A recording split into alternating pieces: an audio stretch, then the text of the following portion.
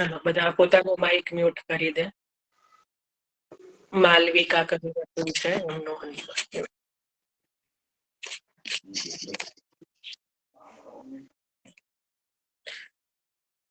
ચલો હવે આપણે આજે સત્સંગનો પ્રારંભ કરીએ છીએ. ગઈકાલે આપણે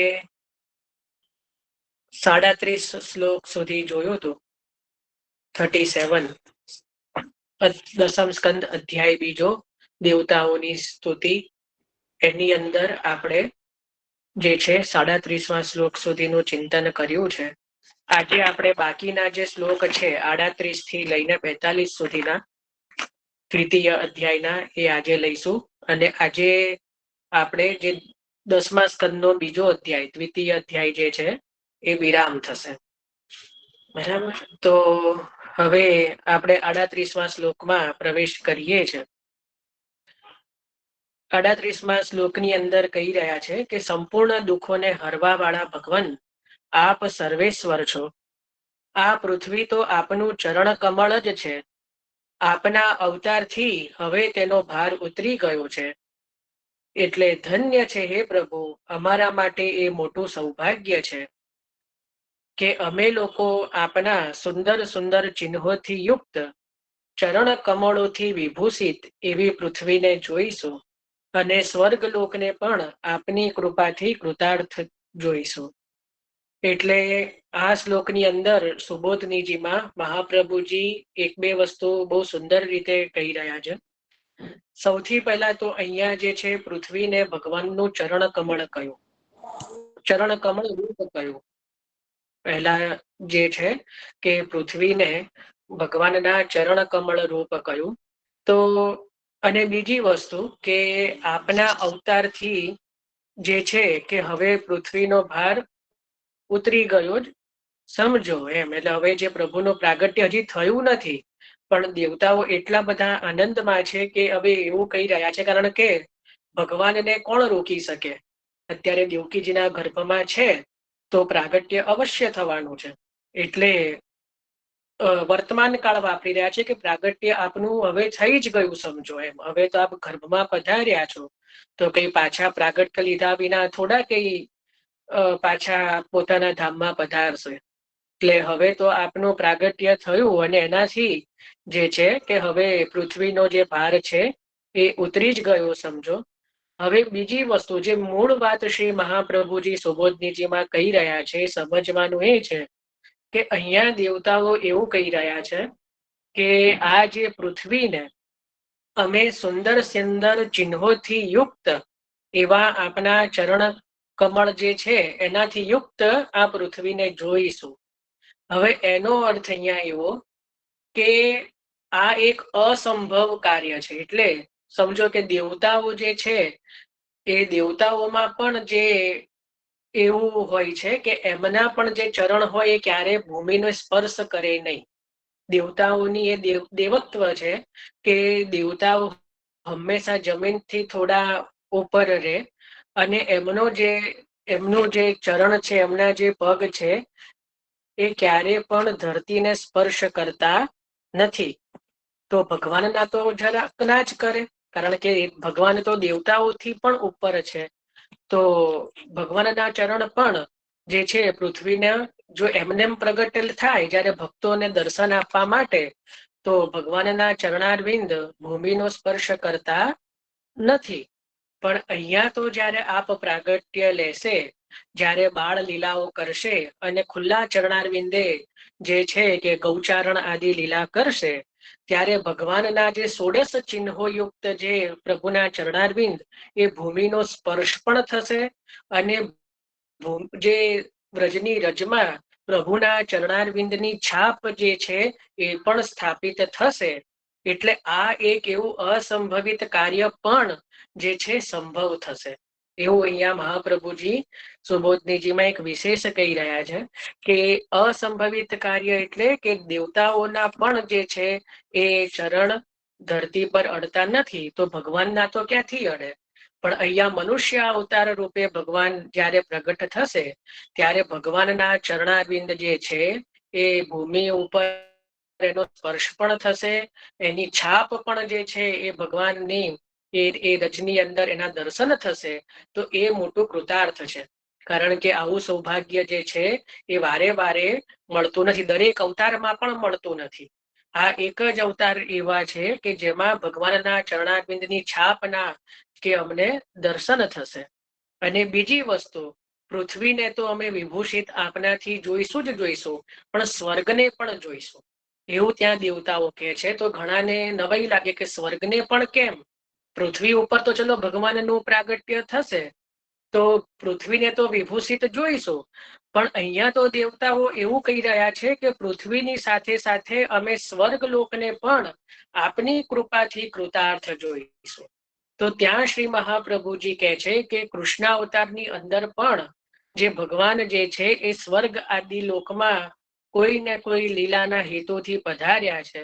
જેમ કે સત્યભામાજી માટે જ્યારે પેલું પારિજાત હરણ કરે ભગવાન, જો કોઈને લીલા ખબર હોય તો, કે સત્યભામાજીને પણ એકવાર સ્વર્ગના પારિજાત વૃક્ષની લેવાની ઈચ્છા પ્રગટ થઈ, ત્યારે ભગવાને સ્વર્ગમાં જઈને સત્યભામાજીને સાથે રાખીને સ્વર્ગમાં જઈને એ પારિજાતનું જે હરણ કર્યું એ લીલા છે. તો ત્યારે સ્વર્ગમાં પણ ભગવાન જે છે એ પોતાના પટરાણી વૃક્ષ જે સત્યભામાજી સાથે પધાર્યા છે.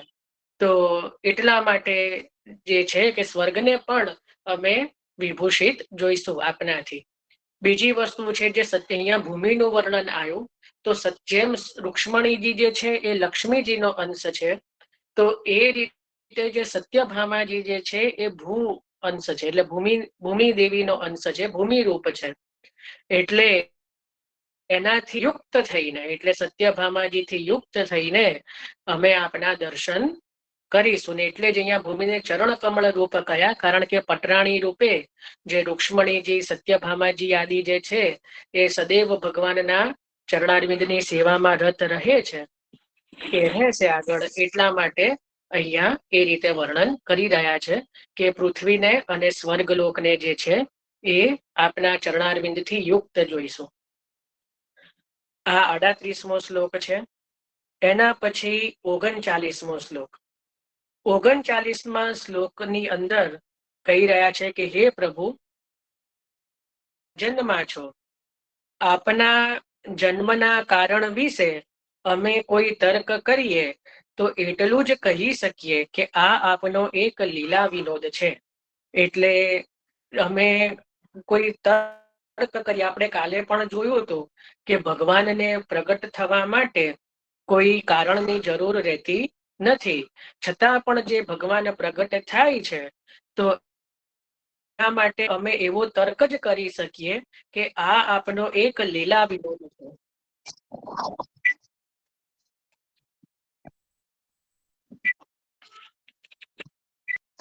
આ રોજનું થઈ ગયું.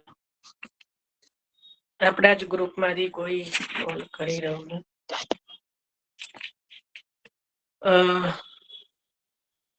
જે કહી રહ્યા છે કે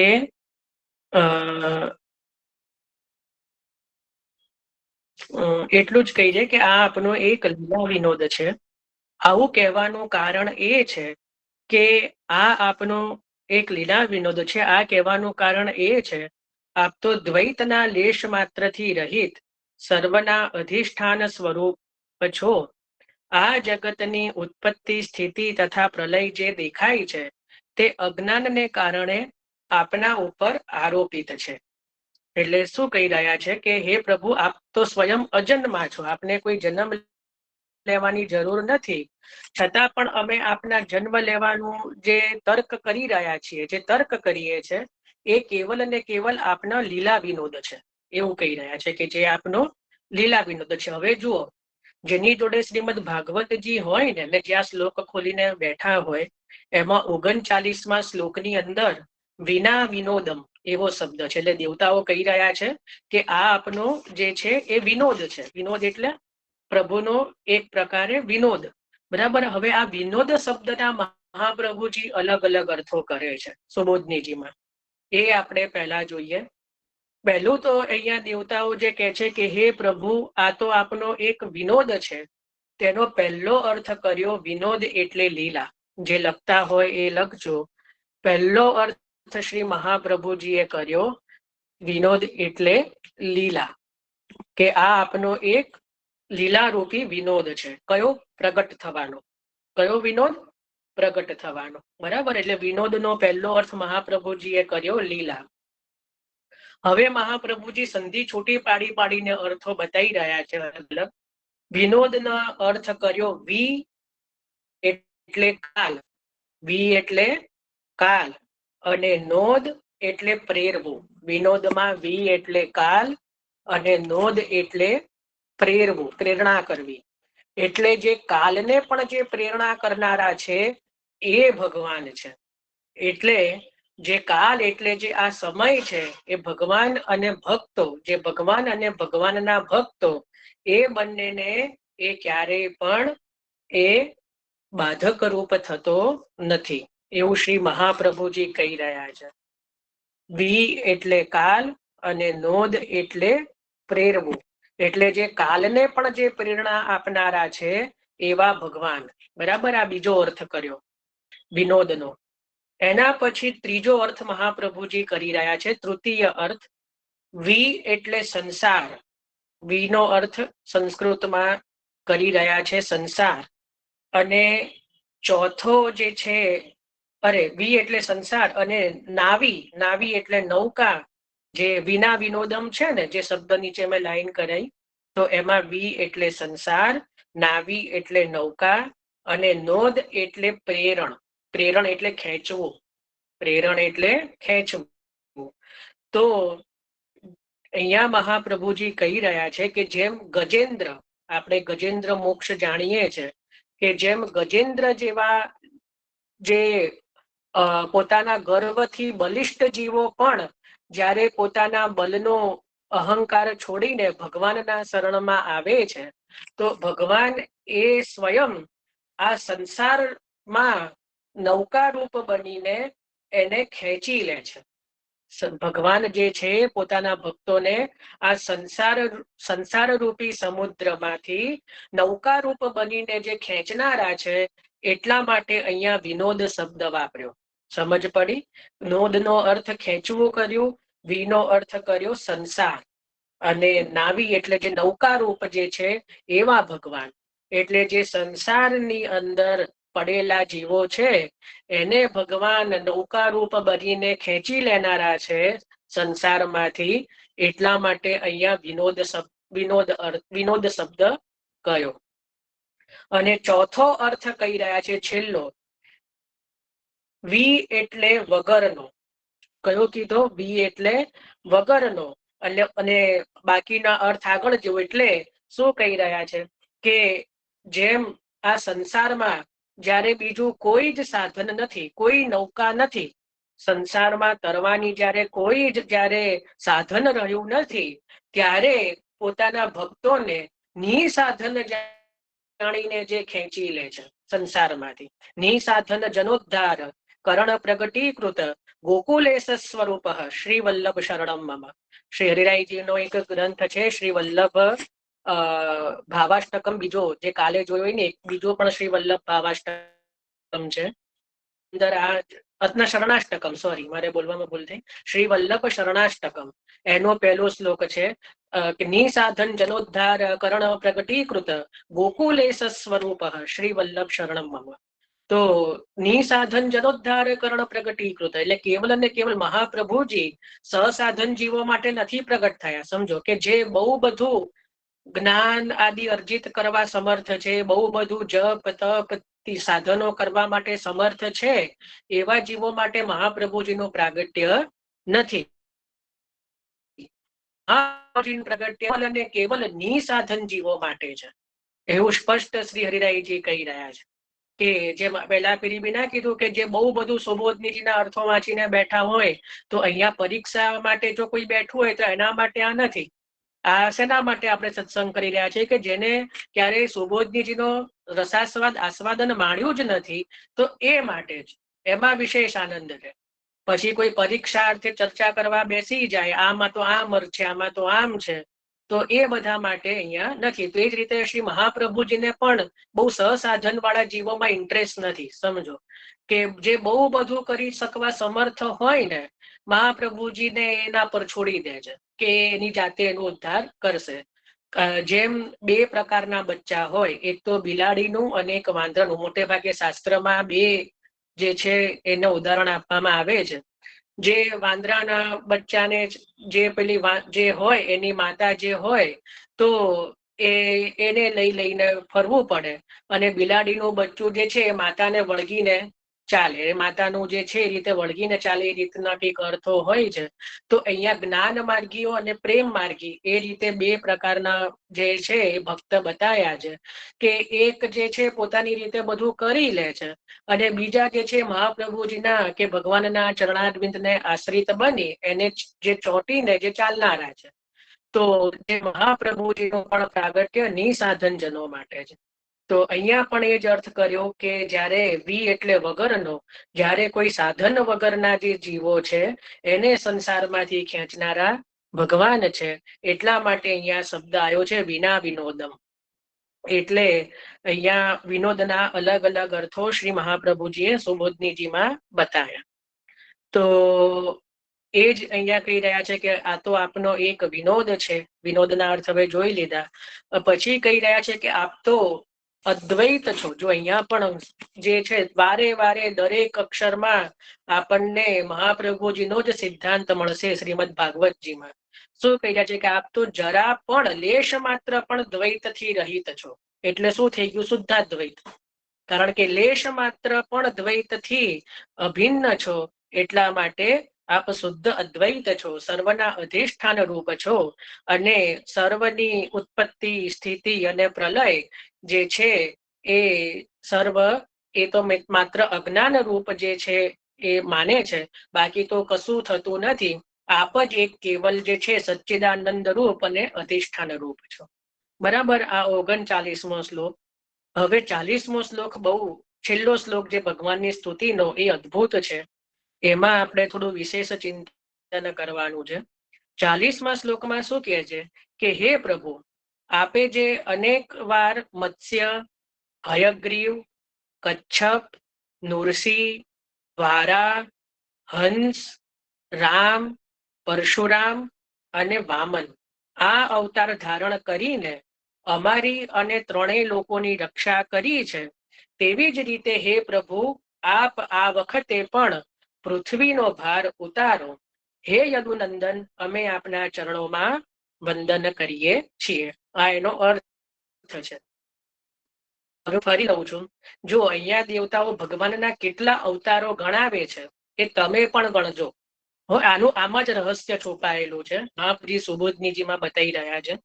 જો હું ફરી બોલી રહ્યો છું કે આપે અનેક વાર મત્સ્ય, હયગ્રીવ, કચ્છપ, નૃસિંહ, વારા, હંસ, રામ, પરશુરામ અને વામન આટલા અવતારો ધારણ કર્યા છે. કેટલા થયા?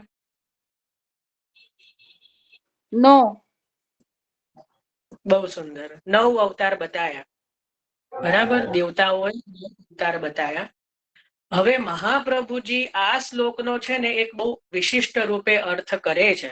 અહીંયા તો એવું જ કીધું કે આપે પહેલા પૂર્વમાં અલગ અલગ 9 પ્રકારે જે છે કે એના નામ 9 ના ગણાયા, પણ આ પ્રકારે અવતાર ગ્રહણ કરીને અમારી અને ત્રણેય લોકોની આપે રક્ષા કરી, એવું દેવતાઓ કહી રહ્યા છે. મહાપ્રભુજી એક સ્ટેપ આગળ એવું સુંદર વર્ણન કરી રહ્યા છે. કૃષ્ણ અવતારની સાથે 9 અવતારની સંગતિ કરી છે કે પ્રભુએ મત્સ્ય અવતાર રૂપી કાર્ય કયું કરશે કે કયું કર્યું છે, કુર્મ અવતાર રૂપે વારા, એ આપણે ચિંતન કરીશું. આપણે ત્યાં શ્રી હરિરાયજીનો એક ગ્રંથ છે, શ્રીમદાચાર્ય સકલ અવતાર શામ્ય નિરૂપણમ.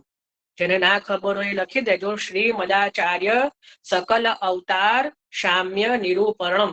નિરૂપણ જેમાં કર્યું એનો અર્થ શું થાય કે મહાપ્રભુજીની અંદર ભગવાનના બધા જ અવતારોની સામ્યતાનું નિરૂપણ હરિરાયજીએ કર્યું છે. એમાં તો 24 અવતારોની સાથે મહાપ્રભુજી ની લીલાનું કમ્પેરિઝન, આપણા શબ્દોમાં કહું છું કે કમ્પેરિઝન કર્યું છે કે ભગવાનનો મત્સ્ય અવતાર એને એમાં આ લીલા કરી, તો મહાપ્રભુજીએ મત્સ્ય અવતાર રૂપી કઈ લીલા કરી.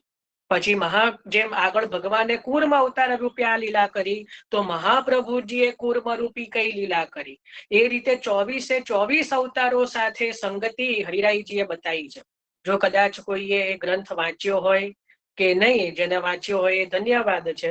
તો એમાં શ્રીમદાચાર્ય સકલ અવતાર સામ્ય નિરૂપણમ એમ કરીને ગ્રંથ છે, શ્રી હરિરાય વાક મુક્તાવલીમાં જ છે. એટલે જેની પાસે હોય તો એ ના વાંચ્યો હોય તો વાંચજો. બહુ અદ્ભુત ગ્રંથ છે. અને એની અંદર સર્વોત્તમજીના પણ ઘણા બધા નામો જે છે સંગતિમાં હરિરાયજીએ બતાવ્યા છે, દરેકે દરેક અવતારમાં, કે જો આ નામ સાથે આ અવતારની સરખામણી, આ નામ સર્વોત્તમજી એની સાથે આ નામની સરખામણી હરિરાયજીનો ગ્રંથ છે. તો અહીંયા શ્રી મહાપ્રભુજી સુબોધનીજીની અંદર જે છે એ આગળ આપણે જે 9 અવતારો જે જોયા જેના નામ, એની સાથે કૃષ્ણ અવતારની એક એક લીલાનું જે છે સરખામણી કરી રહ્યા છે. બહુ એટલું બધું ડીપમાં નહીં, પણ જો સંક્ષેપમાં દરેક અવતારનું આપણે ચિંતન કરીએ તો પહેલો છે મત્સ્ય.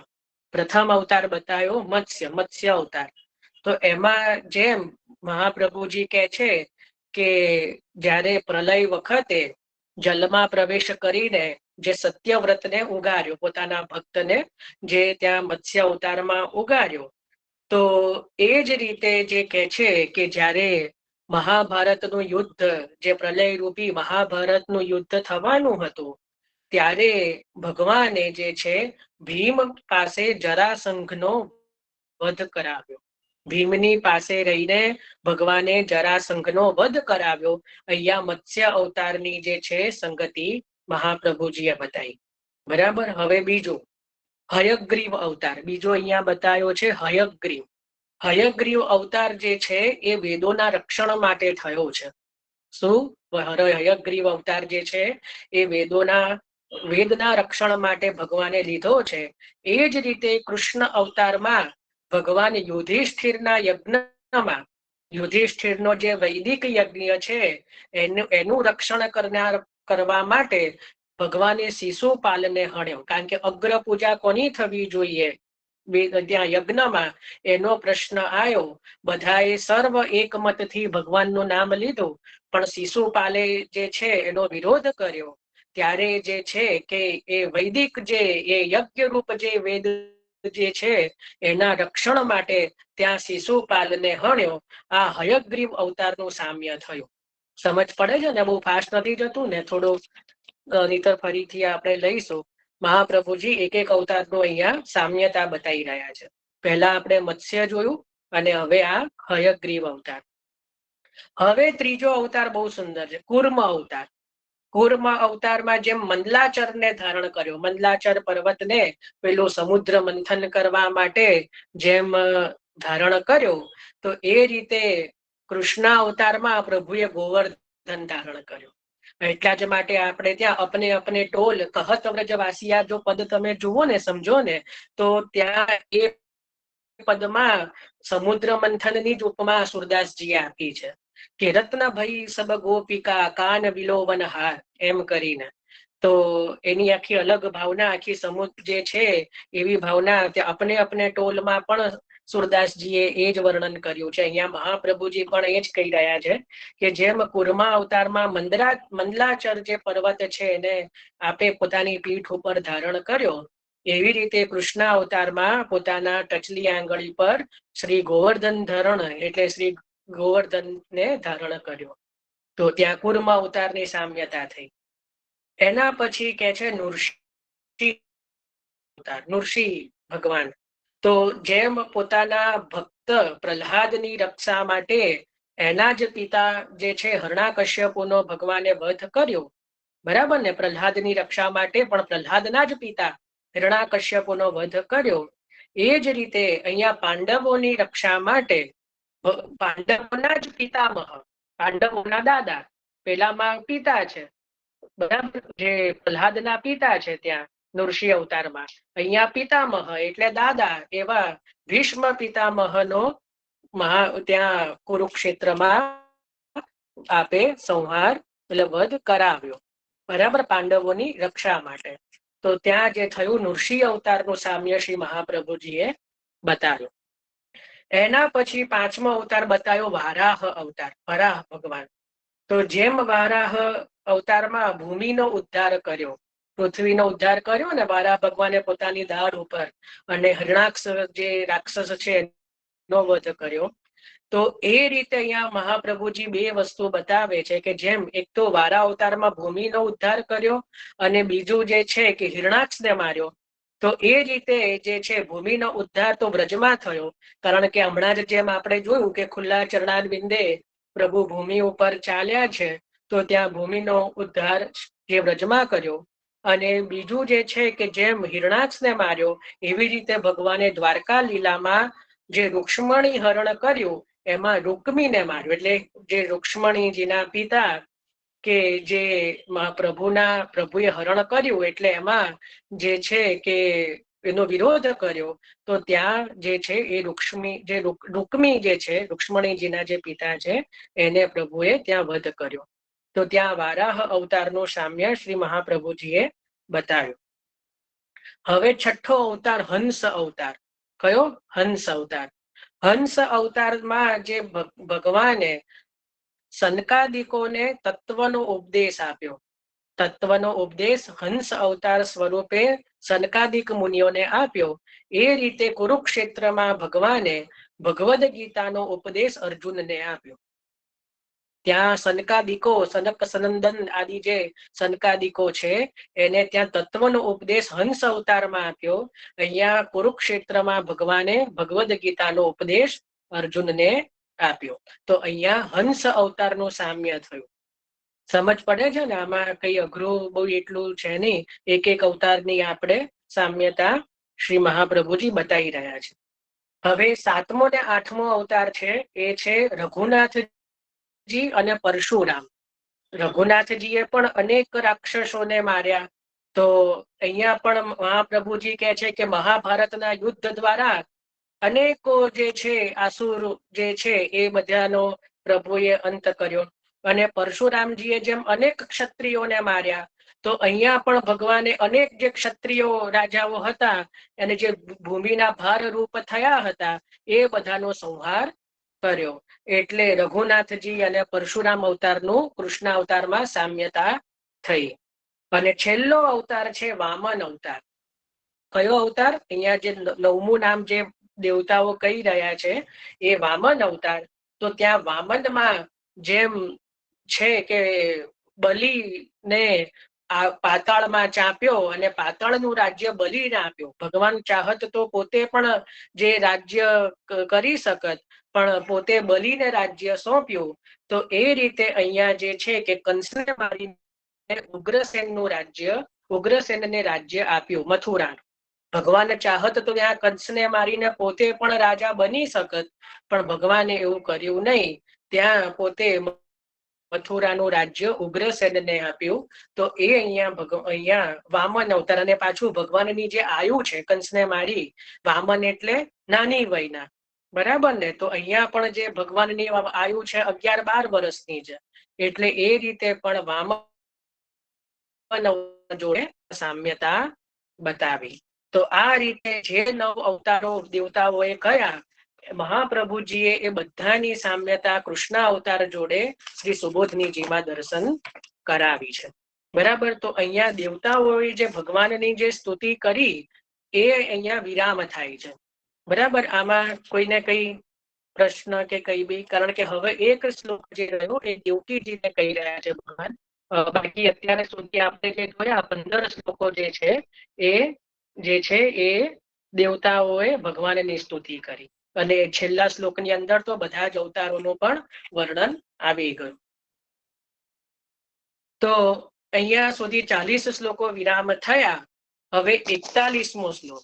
41મા શ્લોકની અંદર હવે દેવતાઓ જે છે દેવકીજીને સંબોધિત કરીને કહી રહ્યા છે કે હે માતાજી, એ મોટા સૌભાગ્યની વાત છે કે આપની કુખમાં અમારા બધાનું કલ્યાણ કરવા માટે સ્વયં ભગવાન પુરુષોત્તમ પોતાના જ્ઞાન બળ વગેરે અંશ સાથે પધાર્યા છે. હવે આપણે કંઠથી લગીને ભય રાખવો જોઈએ નહીં. હવે તો એ મર્યો જ સમજો અને આપના જે પુત્ર છે એટલે આ જે ભગવાન છે એ આગળ યદુવંશની રક્ષા કરશે. એટલે દેવકીજીને પણ ત્યાં સંબોધન આપ્યું, આશ્વાસન આપ્યું કે હવે આપે કોઈ પ્રકારનો ભય રાખવો જોઈએ નહીં, કારણ કે આપની કુખમાં તો સાક્ષાત ભગવાન હવે પોતાના સર્વ અંશ સહિત જે છે પધાર્યા છે અને આ ભગવાન હવે જે બધાનું રક્ષણ કરે છે. તો આગળ યદુવંશનું પણ રક્ષણ ભગવાન સ્વયં કરશે.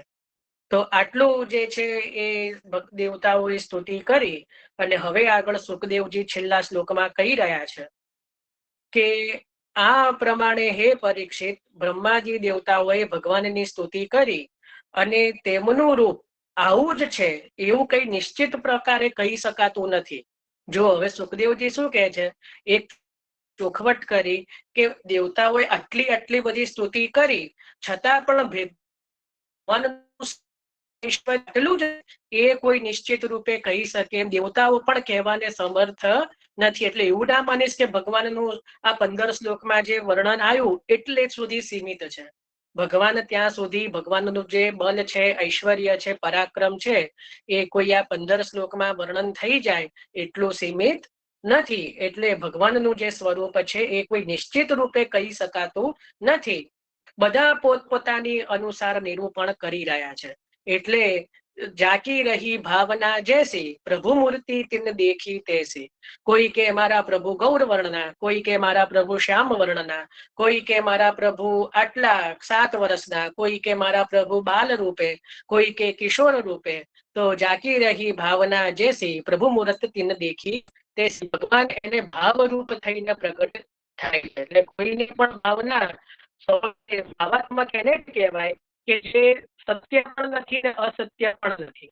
સમજ પડી? એને ભાવાત્મક કહેવાય. ભાવાત્મક નો અર્થ જ એ થાય, આપણે ત્યાં કહીએ કે આ ભાવ છે, આ ભાવાત્મક છે. એટલે એને એવું નથી કે આ જ છે. કાલે મેં દમલાજીના પ્રસંગમાં ભાવ કીધો તો બહુ સુંદર અમુક વૈષ્ણવ કે અમે તો આવો ભાવ પણ સાંભળ્યો છે, અમે આવો ભાવ પણ સાંભળ્યો છે. તો દરેકનો અલગ અલગ ભાવ છે, બરાબર ને? એમાં ક્યાં એટલે તો હરિરાયજી એ ભાવ છેલ્લા પ્રસંગમાં મૌન રહ્યા છે. તમે જો હરિરાયજી તો ભાવ પ્રકાશ લખ્યો જ નથી. બાકી જેને એક વાર્તા સંગતિમાં, વાર્તા પ્રસંગમાં જેને ભાવ બતાવ્યા છે એ આ પ્રસંગ છોડી દે કે જ્યાં સાક્ષાત ગોવર્ધન ધન થાળા રહ્યા. વિચારો તો આના ઉપર હરિરાયજી કશું જ આપ મૌન રહ્યા છે, કારણ કે હરિરાયજી પણ જાણે છે કે આના ઉપર વિશેષ ભાવ બહુ પ્રગટ થાય એમ નથી. એટલે જ્યાં ભાવ પક્ષ હોય વધારે અતિશય ત્યાં હરિરાયજી પણ મૌન રહે છે. આગળ પણ એવી વાર્તાઓ આવશે જેમાં હરિરાયજી સ્વયં કહેશે કે યાકો જ્યાદા ભાવ પ્રગટ કરનો ઉચિત નહીં है. આગળ વાર્તાજીઓમાં આવશે કે આને બહુ પ્રગટ કરવા જેવું નથી. તો એ જ રીતે અહીંયા કહી રહ્યા છે કે બધા પોતપોતાની મતિ અનુસાર જેને જે સમજ પડી, જેને જે હૃદયમાં આવ્યું, જેને જે અનુભવ થયો એને પોતપોતાના અનુભવ અનુસાર એ ભગવાનના સ્વરૂપનું, લીલાનું અને જે ભગવાનના જે અંગ આદિઓનું જે નિરૂપણ કરે છે. પણ કેવલ એ જ છે એવું નથી, કારણ કે ભગવાન તો નીતિ છે, આ પણ છે ને આ પણ નથી. એટલે એનું સ્પષ્ટ નિરૂપણ કોઈ કરવાને સમર્થ નથી.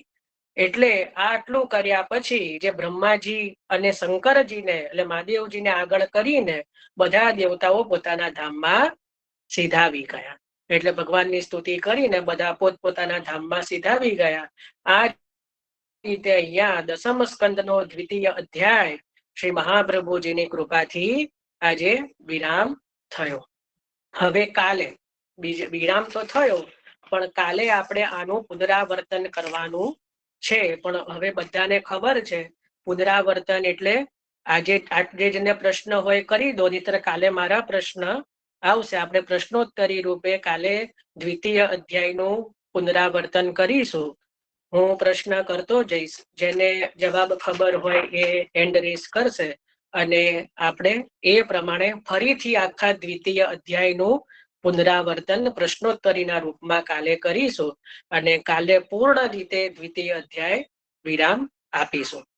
અને આપણે એવું પણ મહાપ્રભુજીની પ્રેરણાથી હવે વિચાર્યું છે, અત્યારે તો જન્મ પ્રકરણ ચાલે છે, તો 4 અધ્યાયો વિરામ થશે, પછી આપણે ફરીથી બધા અધ્યાયો થોડું સંક્ષિપ્તમાં પુરુષોત્તમ સહસ્ત્ર નામ, ત્રિવિધ નામાવલી અને દસમ સ્કંદ અનુક્રમણિકા દ્વારા પણ આપણે એકવાર ચિંતન કરીશું કે મહાપ્રભુજીએ કયા કયા નામો આ 4 અધ્યાયમાંથી પ્રગટ કર્યા છે. એટલે જ્યારે 4 અધ્યાયો થઈ જશે જન્મ પ્રકરણના, ત્યારે 4 અધ્યાયોના નામો પુરુષોત્તમ સહસ્ત્ર નામમાં કયા કયા નામો છે એનું એક એક નામોનું ચિંતન કરીશું કે જુઓ આ અધ્યાયના આ શ્લોકમાંથી આ નામ પ્રગટ કર્યું, આ અધ્યાયના આ શ્લોકમાંથી આ નામ લીધું.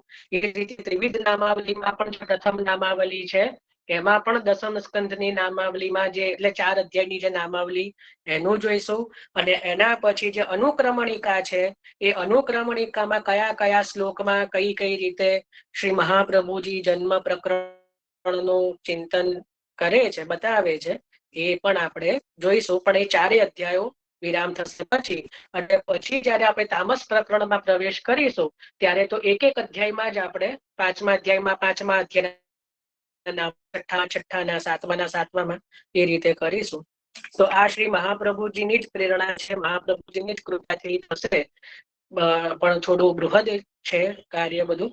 તો અહીંયા આપણે અત્યારે તો સુબોધનીજી અનુસાર દ્વિતીય અધ્યાય જે છે એ થયો. બરાબર. હવે આમાં કોઈને કઈ વિશેષ પ્રશ્ન આદિ કઈ ચિંતન કઈ